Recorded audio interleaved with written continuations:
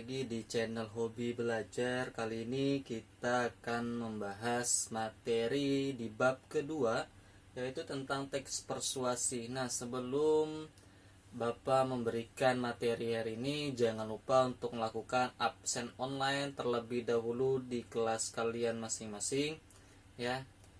Dan jangan lupa siapkan buku catatan, buku LKS ataupun buku paket kalian untuk menyimak dan menulis materi yang akan Bapak sampaikan pada hari ini. Oke, jangan lupa untuk klik like dan subscribe channel Hobi Belajar supaya kalian bisa mendapatkan informasi pembelajaran yang terbaru, baik video, tutorial terbaru juga. Nah, kita langsung saja. Jika kalian sudah menyiapkan buku paket, buku tulis kalian, ya, jangan lupa untuk selalu jaga jarak, gunakan masker jika kalian berada di luar ruangan. Oke, kita mulai ya pembelajaran pada materi ini, yaitu mengenai tentang memahami dan menyimpulkan isi teks persuasi. Nah, ini materi di bab kedua di semester genap kali ini. Oke, yang pertama yang kita bahas yaitu tentang kompetensi dasar terlebih dahulu, yaitu ada 3.13 dan 3.14, di mana 3.13 di sini mengidentifikasi jenis saran, ajakan, arahan, dan pertimbangan tentang berbagai hal positif atas permasalahan aktual dari teks persuasi. Nah, baik di lingkungan hidup, kondisi sosial, atau keragaman budaya yang didengar dan dibaca. Sedangkan KD 4.13 yaitu menyimpulkan isi saran, ajakan, arahan, pertimbangan tentang berbagai hal yang positif permasalahan aktual dari teks persuasi. Nah, adapun indikator yang perlu kalian ketahui di kompetensi dasar ini, ya, baik di 3.13 dan 4.13, itu mengamati model-model teks persuasi, mendiskusikan informasi pada teks persuasi yang didengar ataupun dibaca, dan mendiskusikan pengertian dari teks persuasi tersebut, serta mendiskusikan ajakan-ajakan yang terdapat pada teks persuasi, mendiskusikan langkah-langkah penyusunan kesimpulan teks persuasi, dan menyimpulkan cara menyajikan informasi isi teks persuasi. Nah, ini adalah indikator yang perlu kita bahas di materi pada hari ini. Oke, lanjut ya. Seperti biasa, Bapak menjelaskan tujuan pembelajaran terlebih dahulu. Nah, ketika kalian sudah mendapatkan materi ini, diharapkan kalian yang pertama itu mengetahui model dari teks persuasi ataupun jenis-jenis dari teks persuasi tersebut. Yang kedua, memahami informasi dan pengertian dari teks persuasi yang dibaca ataupun didengar. Dan yang ketiga itu kalian harus dapat mengetahui ajakan-ajakan yang terdapat pada teks persuasi yang kalian baca maupun kalian dengar. Yang keempat yaitu kalian harus bisa mendiskusikan langkah-langkah penyimpulan isi teks persuasi tersebut. Dan yang terakhir, kalian harus bisa menyimpulkan isi teks persuasinya. Nah, inilah tujuan pembelajaran yang perlu kalian capai pada materi hari ini. Oke, nah kita masuk ke materi ya. Seperti biasa, Bapak berikan kalian sebuah teks. Mohon kalian simak, cermati isi teksnya ya, kalian baca, kalian pahami apa yang terdapat ataupun informasi yang terdapat di dalam teks yang kalian baca nanti. Nah, silakan kalian baca teks tentang hindarilah rokok meskipun sebatang. Nah, silakan dibaca, Bapak tunggu.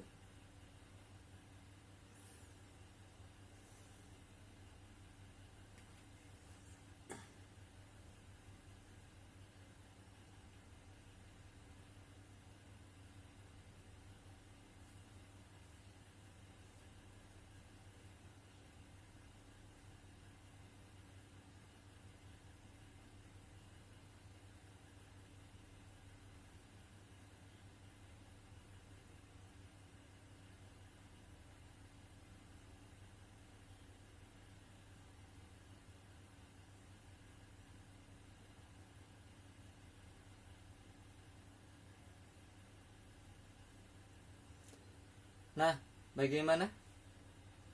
Sudah? kalian bacanya. Nah, jika sudah, apa sih informasi yang terdapat dalam teks ini? Nah, informasi di sini ya yaitu bahayanya kandungan yang terdapat di sebatang rokok. Ya, bisa mengakibatkan dampak negatif bagi perokok aktif maupun perokok pasif. Nah, itu informasi yang disampaikan di dalam teks persuasi tentang kesehatan ini. Nah, adapun kalimat persuasinya ya bisa kalian lihat di paragraf terakhir, itu ada kata hindarilah, maka hindarilah. Nah, ini adalah supaya kalian bisa melakukan, yaitu tentang menghindar tentang rokok tersebut. Nah, karena dampaknya negatif begitu besar, maka hindarilah rokok. Jika kita telah menghindari diri dari rokok, maka kita telah membuat tubuh kita sehat dan mengurangi pencemaran polusi udara. Nah, ini adalah bagian yang terdapat di dalam isi teks persuasinya, yaitu adanya sebuah ajakan ya, yaitu dengan kata hindarilah. Nah, itu adalah salah satu ciri dari kalimat persuasi yang membujuk ataupun yang mengajak ya. Nah, selanjutnya pengertian dari teks persuasi. Nah, teks persuasif di sini berisikan ajakan atau bujukan ya, pernyataan-pernyataan di dalam teks tersebut mendorong seseorang untuk mengikuti harapan atau keinginan penulis.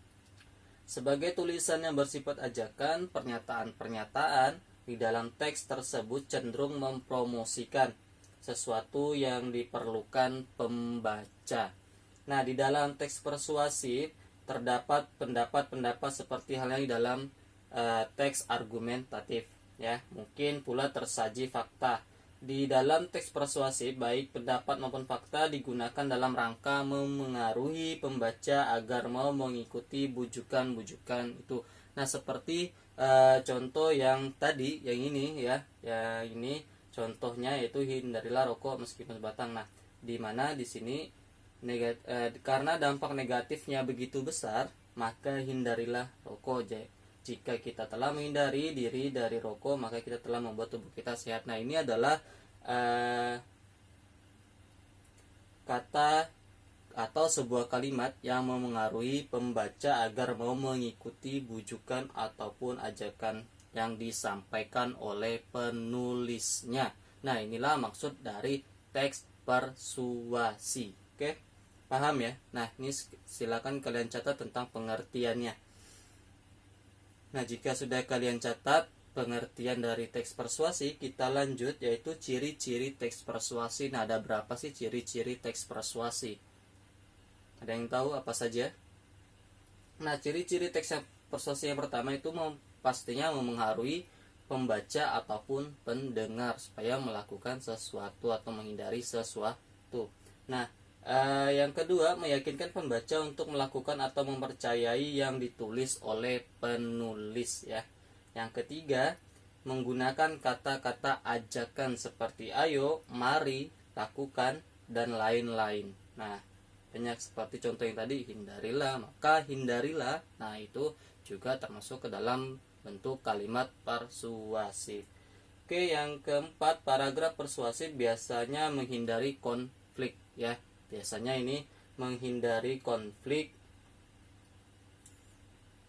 supaya kesepakatan antara pendapat penulis dengan pembaca itu tidak terjadi bentrokan. Nah, yang terakhir itu kalimat persuasi biasanya ditulis dengan bahasa yang menarik. Nah, inilah ciri-ciri dari teks persuasi yang perlu kalian pahami terlebih dahulu sebelum kalian mencari informasi yang terdapat di dalam teks persuasi maupun menyimpulkan isi teks persuasinya.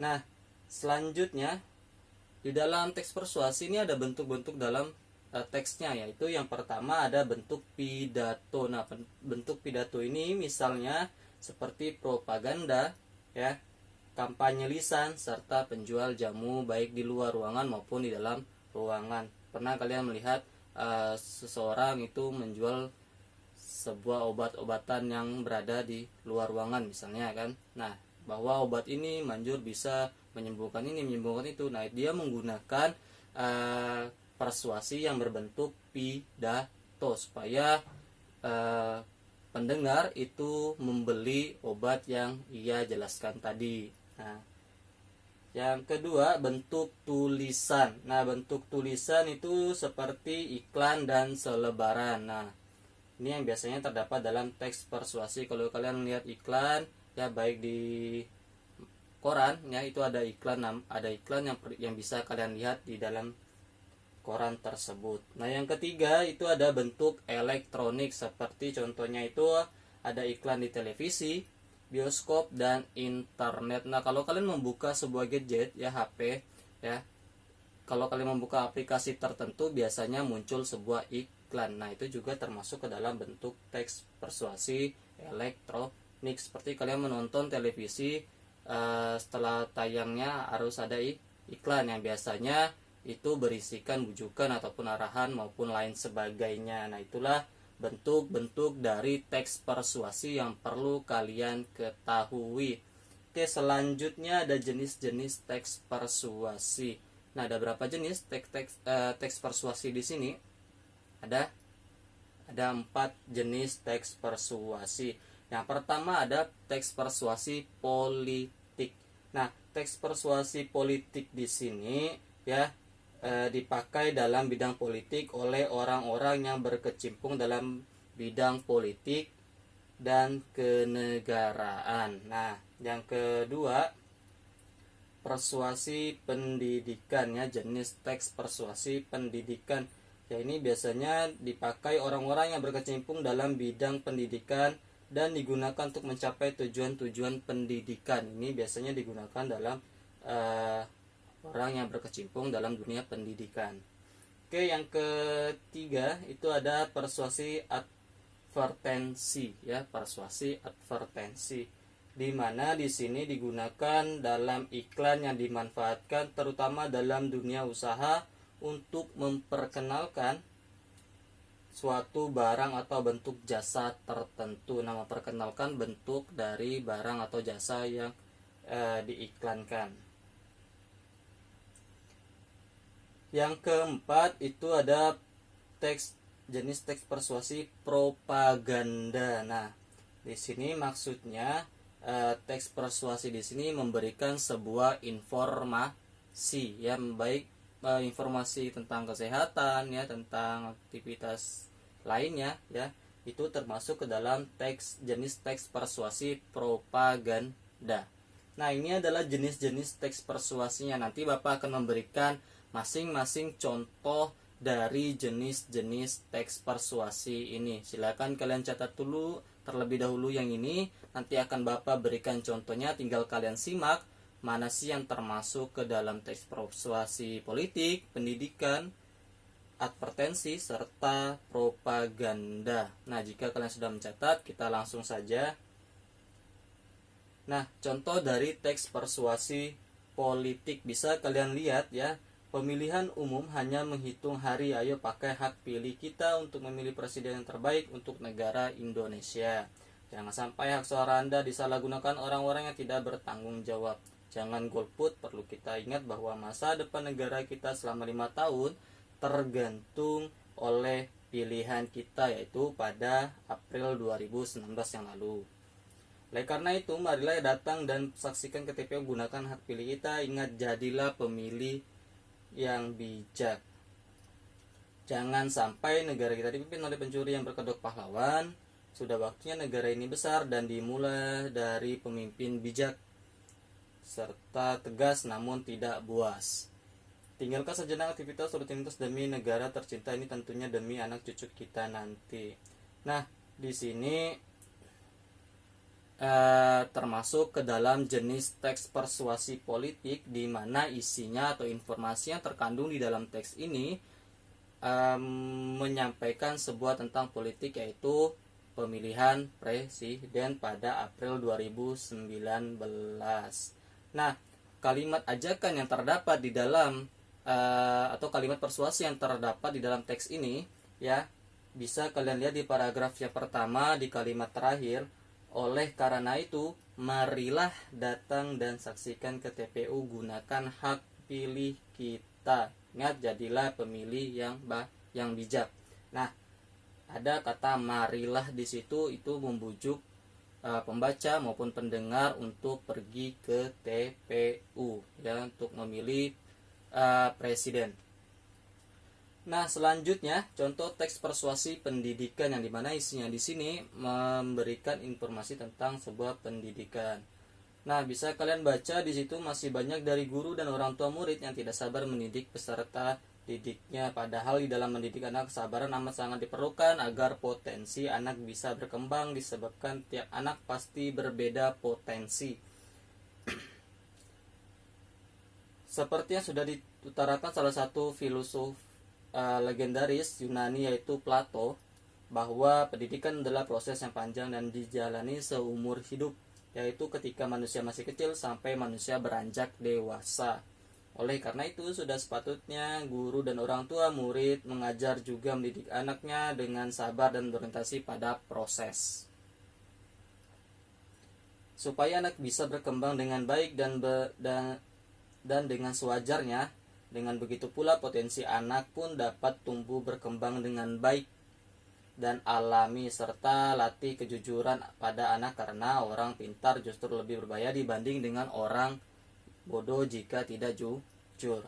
Nah, di sini juga termasuk ke dalam jenis teks persuasi, yaitu jenisnya tentang pendidikan. Nah, mana sih yang terdapat kalimat persuasinya pada teks ini? Nah, terdapat di paragraf keberapa?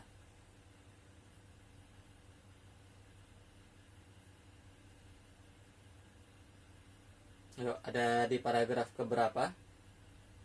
Yaitu di paragraf yang kedua. Oleh karena itu, sudah sepatutnya guru dan orang tua murid mengajar juga mendidik anaknya dengan sabar dan berorientasi pada proses. Nah, itu ada termasuk ke dalam jenis kalimat persuasi. Oke, kita lanjut. Yang ketiga, contoh teks persuasi advertensi. Nah, di sini tentang kesehatan ya. Nah, zaman sekarang banyak sekali beredar produk-produk air mineral kemasan yang tidak sesuai dengan dasar standar kesehatan, yang mana tanpa disadari produk-produk tersebut bisa membahayakan kesehatan kita. Namun jangan khawatir, karena ini kita telah hadir air mineral pure ya, air mineral kemasan yang telah teruji standar kesehatannya. Air mineral pure berasal dari mata air sumber pegunungan yang masih asri dan belum terjamah aktivitas manusia, yang kemudian langsung dialiri ke pabrik yang ada di dekat kaki gunung. Selain airnya yang terjamin bersih, pure juga dikemas dalam kemasan yang aman dan sesuai dengan standar kemasan internasional. Oleh karena itu, jika masih sayang dengan kesehatan Anda, tinggalkan produk yang lain dan beralih ke pure. Ayo konsumsi pure sekarang juga. Nah, ini juga termasuk ke dalam bentuk dari teks persuasi, yaitu jenisnya advertensi, di mana di sini dimanfaatkan dalam dunia usaha ya, yaitu tentang air mineral pure. Nah, sedangkan kalimat yang mengandung teks persuasi di sini, yaitu di paragraf terakhir ada kata ayo. Ayo konsumsi pure sekarang juga. Nah, itu adalah mengajak atau membujuk seseorang untuk mengonsumsi air mineral pure. Oke, yang terakhir contoh teksnya propaganda. Nah, contoh teks persuasi propaganda. Nah, di sini propaganda ini adalah memberikan sebuah informasi. Nah, menyantap mie instan dengan nasi putih adalah hal lazim yang biasa dilakukan oleh masyarakat Indonesia.